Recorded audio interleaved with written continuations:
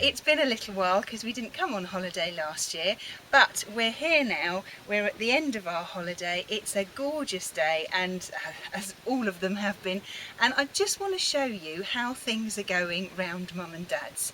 So let me show you Mum's peach tree. Now here you can see Mum and Dad's peach tree. We have actually had some of these peaches so far this year. They are absolutely gorgeous. They're enormous, as you can see. Oh look, there's a little ant wandering about. The peach tree's been in here for a few years now, but it seems to be very happy in this spot. They've had to put netting over the top to stop the wasps from getting in and any other little bugs, but there are loads of peaches on there, so I expect we might have some more before we go home. Now, Mum and Dad have got a couple of strawberry beds here. Well, say beds, they're not like my beds, sections, let's call them.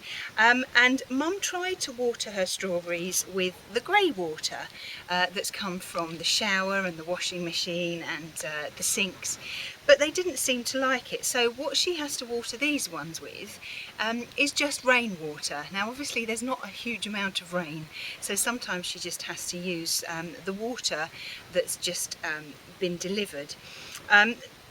One is doing better than the other, so let's have a look at them. Now why this one isn't doing as well as the other one is one of those strange little mysteries. We don't know. Mum said that they've been treated in exactly the same way. What they've done here is they've put some goodness in the soil, and then they've put some small stones round so that they're in their own little enclosed space, so when they're watered the water doesn't disappear. But they're alongside each other. This one doesn't seem to have done particularly well, whereas the other one is flourishing.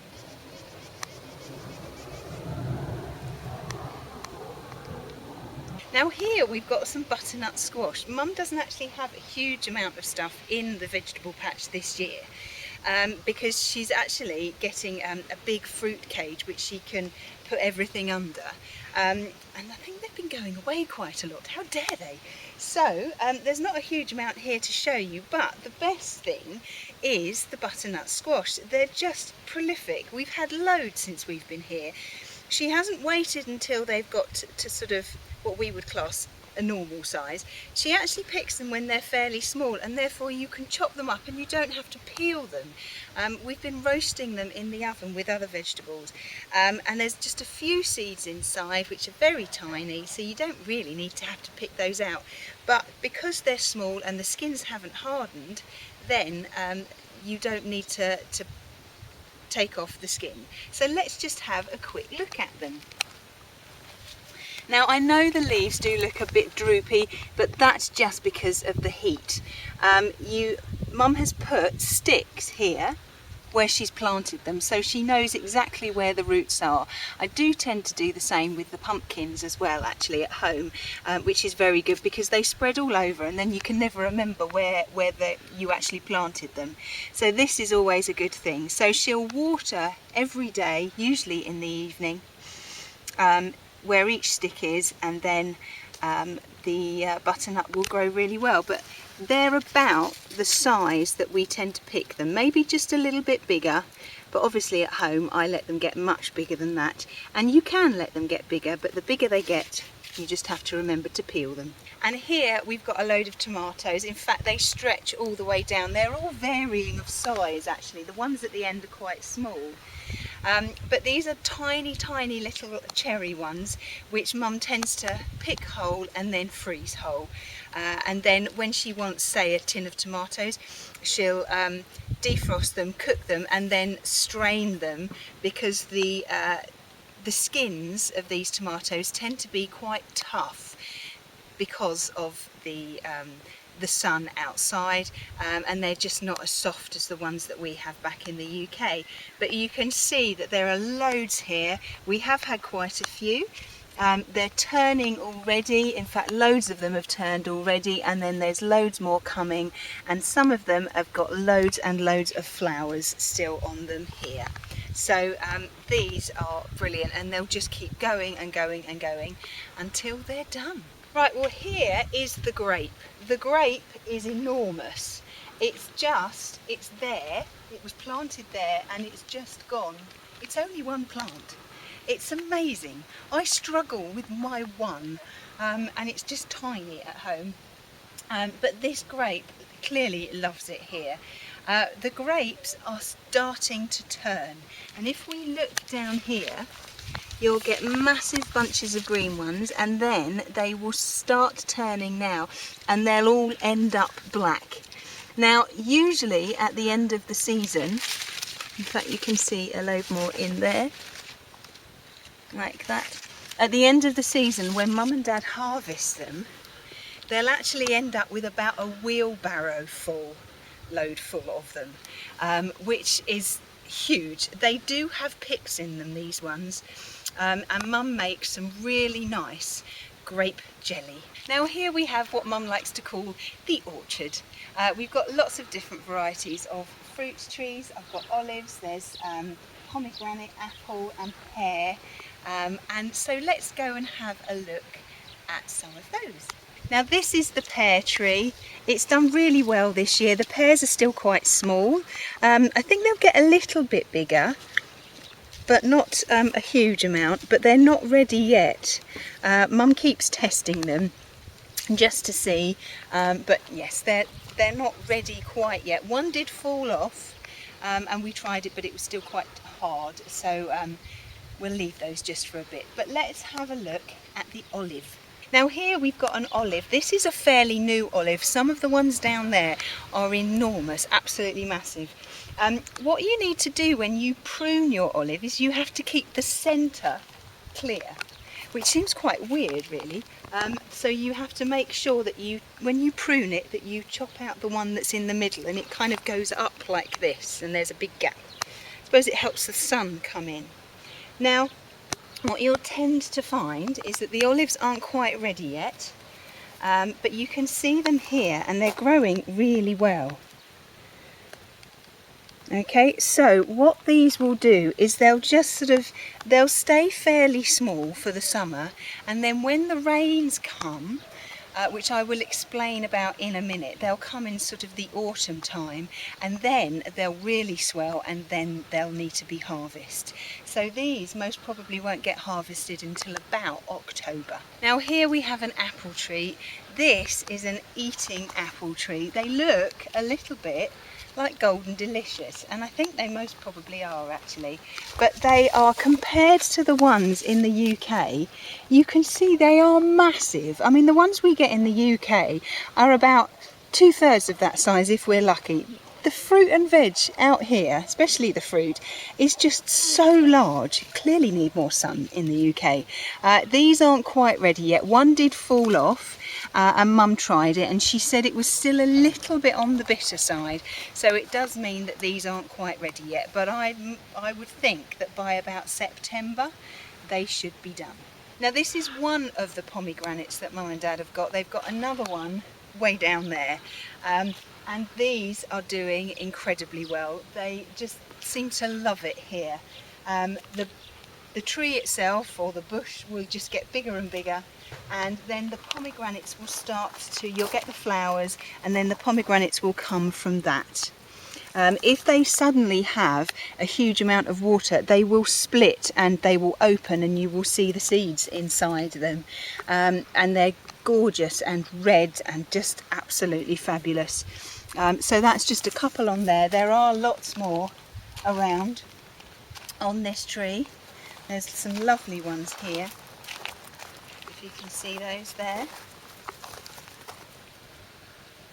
But they've still got quite a lot more growing to do. Now this is again one of the almond trees that Mum and Dad have. There are a load more down the bottom.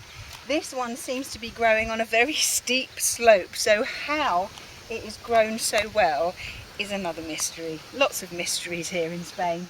Now you know when your almonds are ready, because this is an almond here. There are quite a few on here. This is one almond here, and you know when they're ready because they will open and the nut inside will be revealed. So I can't open this one because it's not ready, but it's starting to split there. So maybe in several weeks' time it would open, and then you just go and you bash the tree with a stick and the ripe almonds fall off, and then you harvest them, and then you'll come back in about a week's time, put a cloth around the bottom of the tree, bash it again with the stick, unless of course you have the special thing on the truck, on the back of the tractor that some of the farmers have, which wraps itself around, we call it the Batmobile, because it wraps itself around the tree and it shakes the tree and all the nuts fall off and it catches them all, and then it brings its wings back in. But we don't have one of those, so we use a blanket and a stick.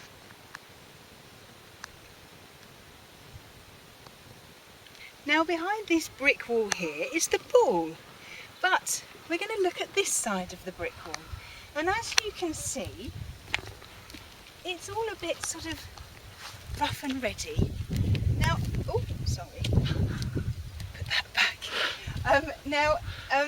Dad and Mum always wanted to do something with this, but they weren't quite sure what to do with it. Now in the autumn in Spain, especially where Mum and Dad are, they have something that is called the gota fria, which basically stands for cold drop, and it's when the cold air meets the hot air and you get the most horrendous downpours of rain. They're very isolated, they don't last for that long, but boy, when it happens you know about it. Now the problem is, when you get a massive downpour of rain, a lot of this, because it's loose, will flow off and will just go everywhere. So Mum and Dad wanted to find a way to stop that from happening, but they wanted to be able to capture the water that came down on the ground to help the plants. So this is what they've done. They've created levels on that slope. Now this is just slightly further up from where we just were, and they've created levels. As you can see, they've got a load of stones and they've built walls. They've concreted those together, or some of those stones together, to hold them in place, and then they've put levels in, and bigger stones and lots of small gravel. Now around some of the plants that they've put, like they had round the, or like they've got round the strawberries, they've put stones, concreted them together to create a little bed, so when the rain falls down it stays in there and doesn't flow off. And this obviously, first of all, stops all the stones and the soil from gushing down, and it also helps the plants because the plants can then get that extra bit of water. So they have started to create basically a rock garden. That's what it looks like. All over here, it starts from the corner, it's worked its way round, and they've just got a very small amount left to do at the end.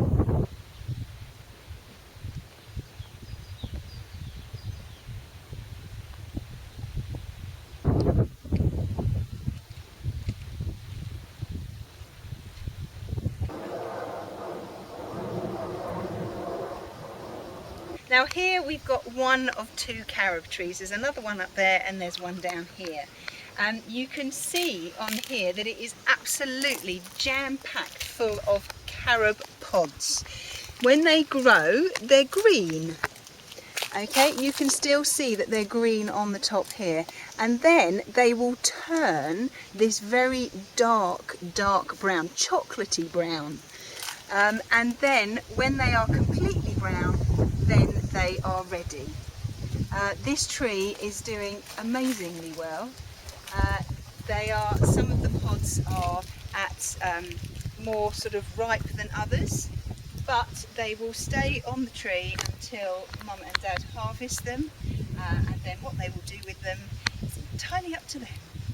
Now this is one of, I think, a couple of fig trees that Mum and Dad have got. They've got a big one over there on some land that they didn't actually realise was their land, but might be now. I think there's another one over there as well actually, and then there's this one here. Now you can see that the figs are starting to form. They're still quite small, but it's been incredibly hot here in Spain. So what this will do, this tree will do, is to save energy. It will actually start to drop a load of leaves.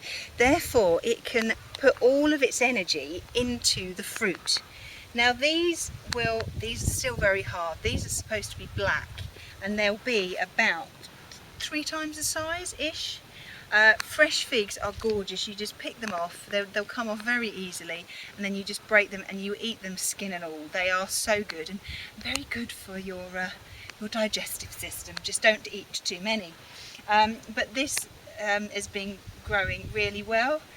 In fact, if you do get a huge amount of figs, you can actually freeze them, and they will freeze very well, and then just take them out as and when you need them. Now here's a prickly pear. Now when you pick a pawpaw or a prickly pear and you pick a raw paw, next time beware. Don't pick the prickly pear by the paw. When you pick a pear, try to use the claw. But you don't need to use the claw when you pick a pear of the big pawpaw. Have I given you a clue? Now this prickly pear here, my dad actually, it was over there, and he thought that he'd actually killed it because he actually broke a section off. He dumped it on here, and a new bit has started to grow. It's this little bit here. I say little bit, it's quite a large bit actually. Here, this is the old section, and you can see that he managed to break it off. And he just dumped it on here, but this bit here is a new bit that's growing. So whether it's going to start rooting itself and grow up from here, we don't know. But this just shows you how resilient plants are in this temperature. They would just keep going. You think you've killed something off, but no, it soon comes back. Right, well that's just a little update on how everything's getting on at Mum and Dad's. It's very hot today. I think it's going to get up to about 29 or 30 degrees. So I have my little skirt on, I have my swimming costume underneath, so I might just have to go in the pool and have a cool down. I hope you've enjoyed what I've shown you around here, and I will see you next time back on my allotment. Bye bye.